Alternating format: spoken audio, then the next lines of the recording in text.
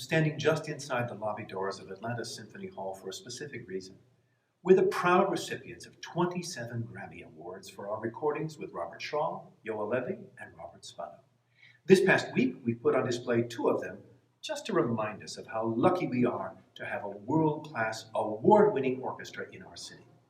But there's another reason, too.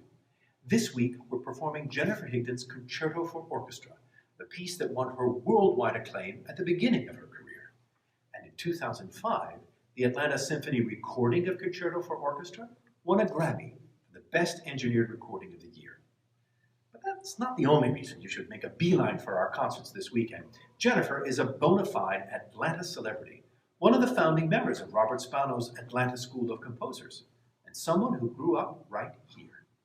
Because we've performed and recorded so much of her music, Jennifer can walk down the streets of Midtown and be greeted like a visiting pop star. The concerto is a love letter to the hard-working virtuosos in orchestras everywhere. Solos come fast and furious from all corners of the orchestra, some of them lasting just a few bars.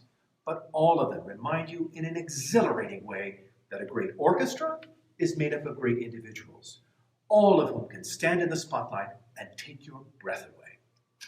If you know the most famous Concerto for Orchestra, the one by Bartók, this one is similar.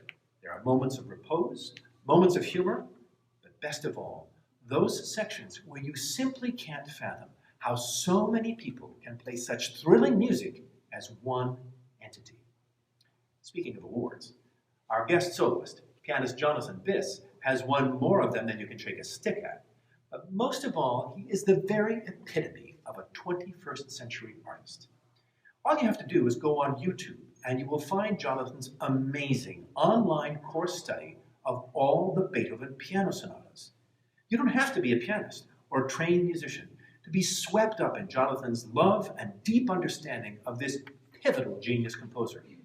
With rich verbal imagery and plenty of demonstration, Jonathan unlocks the universe of inspiration that permeates all of Beethoven's music.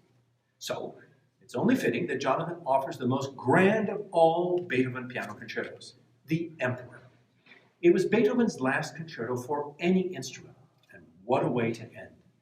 By the time he wrote it in 1809, Beethoven was stone deaf and unable to play the premiere.